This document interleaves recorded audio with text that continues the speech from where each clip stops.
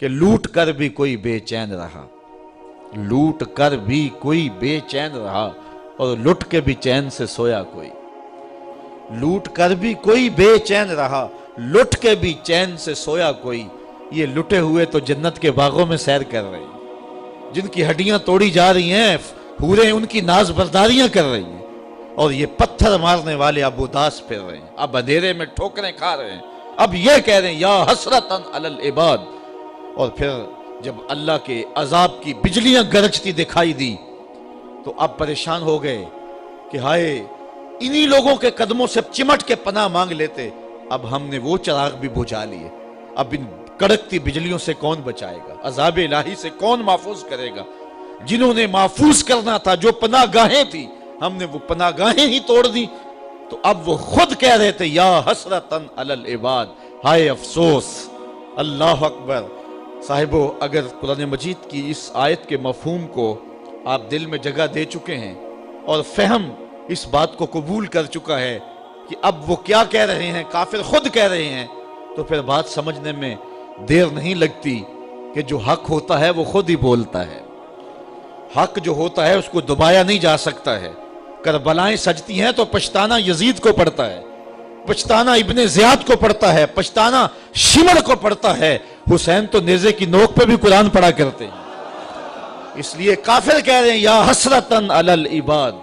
اچھا، بات تلخ نہ ہو، بات کڑوی نہ ہو، تو میں ایک بات کہوں کہ جو باصلاحیت لوگ ہوتے ہیں اور حق کی راہوں کے مسافر ہوتے ہیں، انہیں اپنے قد کو بڑھانے کے لیے بھانڈ قسم کے لوگ ساتھ نہیں رکھنے پڑتے، ان کو اپنے مزارات کے نقشے نہیں دے کے جانے پڑتے کہ اس طرح کا دربار بنوانا میرا تاکہ لوگوں کا آنا جانا رہے۔ ان کے جھنڈے رب خود ہی لگاتا ہے، اور ان کے اٹھ جانے کے بعد ماحول کے اندر ایسی اداسی ہوتی ہے کہ جو دشمن وہ بھی ہاتھ مال رہے ہوتے ہیں کہ یہ چراغ بجھ گیا، یہ زندگی کا اجالا ہم سے چھن گیا۔ تو یا حسرتاً علی العباد کے مفہوم کو اگر آپ سمجھیں تو حق کی جو بلندی ہے اور سر بلندی ہے وہ سمجھ میں آتی ہے۔ ما یاتیہم من رسول الا کانوا بہ یستہزئون۔ اللہ فرماتا ہے جب بھی ان کے پاس کوئی رسول آتا ہے تو ان کا مزاج یہ ہے کہ یہ ہمیشہ ٹھٹھا ہی کرتے ہیں، مذاق ہی کرتے ہیں۔ اب دین کی راہوں پہ چلنے والوں کے لیے اس آیت میں بہت کچھ ہے۔ کوئی یہ سمجھے کہ آتے ہوئے بھی پھول اور جاتے ہوئے بھی پھول، صاحب نہیں، یہ تو کانٹوں کی سیج ہے۔ یہاں تو مقاومتیں بھی ہوں گی، مخالفتیں بھی ہوں گی، اذیتیں بھی ہوں گی، دکھ بھی ہوں گے، تان و تشنیع کے برستے تیر بھی ہوں گے، لوگ گالیاں بھی دیں گے۔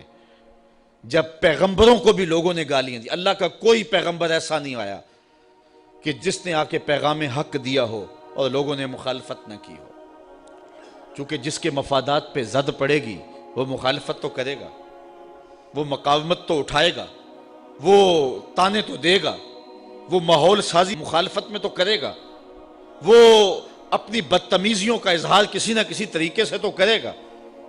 تو صاحب جب پیغمبروں کو بھی لوگوں نے معاف نہیں کیا ہے، جب پاک باز ہستیوں کو جو وحی کے اجالے لے کر کے آئے ان کو بھی گالیاں لوگوں نے دی ہے، تو آج اگر مبلغ راہ حق میں تکلیف سہتا ہے تو اسے ازردہ نہیں ہونا چاہیے، بلکہ اس بات پہ خوش ہونا چاہیے کہ میں بھی پیغمبروں کی سنت ادا کر رہا ہوں۔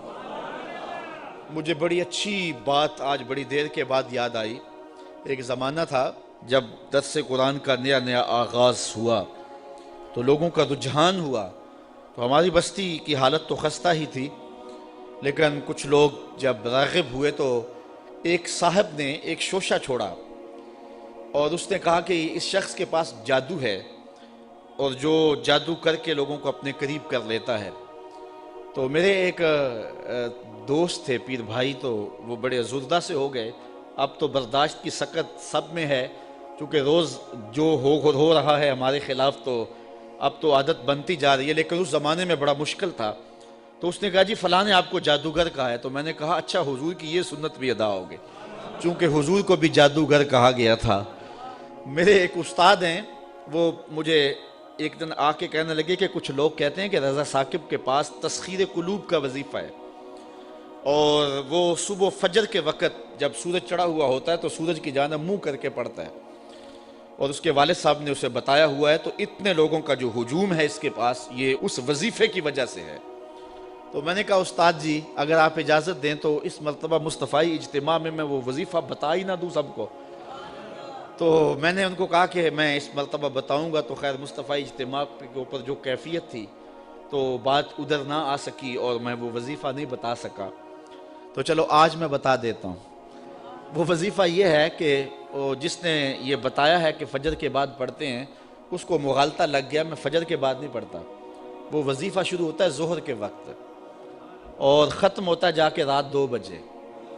اور وہ ایک جگہ بیٹھ کے نہیں پڑھنا پڑتا.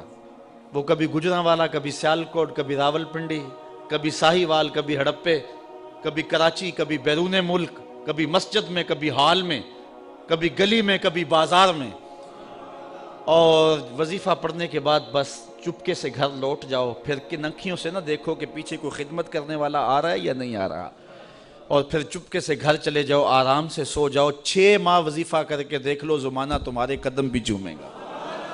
تو یہ آسان سا وظیفہ ہے، اس سے کرو، محنت کرو. یہ ہے تسخیر قلوب کا وظیفہ. تو حق کی راہوں پہ چلو گے تو لوگ کیا کچھ نہیں کہیں گے. گالیاں بھی ہوں گی، بلکہ اب تو گالی سے بات گولی تک جا پہنچی ہے. پہلے لوگ اپنے نظریے کو منوانے کے لیے دلائل دیتے تھے، پھر ممبر و محراب سے گالیاں شروع ہو گئیں، اور اب تو بات گولی تک پہنچی ہے، خود کش دھماکے تک پہنچ گئی ہے. میرے نظریے کو نہیں مانتے، میری فکر کو نہیں مانتے تو میں خود کش دھماکے سے اڑا کے رکھ دوں گا تمہیں. عجیب رنگ ڈھنگ ہو گئے، عجیب صورتیں ہو گئی. تو ظاہر ہے جس کے مفاد پہ زد پڑے گی وہ مخالفت کرے گا. وہ کیا کسی نے کہا تھا کہ لوگ تو فنکار ہیں اس درجہ کے پل بھر میں، سنگے در کعبہ سے بھی اصنام تراشے. تم کون ہو اور کیا ہے داغ کبابی، لوگوں نے تو مریم پہ بھی الزام تراشے. لوگوں نے تو پیغمبروں پہ، پیغمبر زادیوں پہ، پیغمبر زادوں پہ اور پیغمبروں کے باپوں پر بھی تان و تشنیع کے تیر برسائے. آپ تاریخ نبیوں کی پڑھ کے دیکھ لیں تو مبلغین راہ حق میں دین کا پیغام لے کر چلنے والے، حالات کی تلخیوں اور سختیوں سے گھبرانا نہیں ہے. یہ سورہ یاسین ہمیں سبق دے رہی ہے. تم کس کھیت کی مولی ہو، یہاں تو پیغمبروں کو گالیاں دی جاتی رہی ہیں، یہاں تو پیغمبروں کی جو ہے وہ تدحیق کی جاتی رہی ہے. فرمایا ما یاتیہم من رسول الا کانوا بہ یستہزئون. جب بھی ان کے پاس کوئی رسول آتا ہے تو اس کا ٹھٹھا ہی کرتے ہیں، اس کو مذاق ہی کرتے ہیں اور اس کو جو ہے وہ تان و تشنیع کے تیر اس پہ برساتے ہیں. الم یروا کم اہلکنا قبلہم من القرون انہم الیہم لا یرجعون. اللہ تعالیٰ ارشاد فرماتا ہے کیا انہوں نے نہ دیکھا ہم نے ان سے پہلے کتنی ہی سنگتیں ہلاک کر دیں، کتنی قومیں برباد ہو گئیں، جن کا طوطی بولتا تھا آج باقی نہیں ہیں. اللہ اکبر. اور ارشاد فرمایا انہم الیہم لا یرجعون، اب وہ پلٹ کے بھی نہیں آئیں گے. فرعون گیا تو اب کسی ملک پہ فرعون کے بیٹوں کی حکومت نہیں ہے، فرعون بھی پلٹ کے نہیں آیا. خاقان گئے تو آج خاقان نظر نہیں آتے. تغلق، ایبک، فرعین مصر آج کہاں نظر آتے ہیں؟ جن کا طوطی بولتا تھا آج دنیا ان کے نام بھی نہیں جانتی. میں آپ سے پوچھتا ہوں، یہ میرے جو سننے والے لوگ ہیں ان کی چمکتی پیشانیاں اور ان کی روشن آنکھیں بتاتی ہیں کہ یہ باشعور لوگ ہیں. چونکہ یہاں آ ہی باشعور سکتا ہے، چونکہ میرے پاس نہ تو لچھے دار تقریر ہے، نہ کان پہ رکھ کر کے میں سر کھینچ سکتا ہوں. تو پھر ظاہر ہے جو ان مقاصد کے لیے آتے ہیں وہ ہمارے مجالس میں تو نہیں آئیں گے. یہاں تو وہی آئے گا کہ جس کے سینے کے اندر جو ہے وہ جستجو کی روشنی ہے. یہاں تو وہی آئے گا کہ جو قرآن مجید کی تفہیم کا نور اور اس کے سمجھنے کا جذبہ سینے میں رکھتا ہے. تو تاریخ کے قاری بھی ہوتے ہیں اور علماء بھی، اہل دانش بھی، وکلاء بھی، ڈاکٹر بھی اور پڑھے لکھے سنجیدہ متین لوگ بھی. لیکن اس کے باوجود میں اتنے اس مجمع میں جو کہ انتہائی سنجیدہ اور متین اور سمجھدار طبقہ ہے، اگر میں آپ سے پوچھوں کہ جب حضور تشریف لائے تھے تو اس زمانے میں جس شخص کا طوطی بولتا تھا، سلطنت روم کا شہنشاہ، اس دور کا اوباما کہہ لیں، اس کا نام کیا تھا؟ تو کوئی تاریخ کا تازہ مطالعہ رکھتا ہو تو شاید وہ نام بتا دے، لیکن باقیوں کو اس کا نام یاد نہیں ہوگا. حالانکہ اس دور کا سپرمین، اس دور کا اوباما.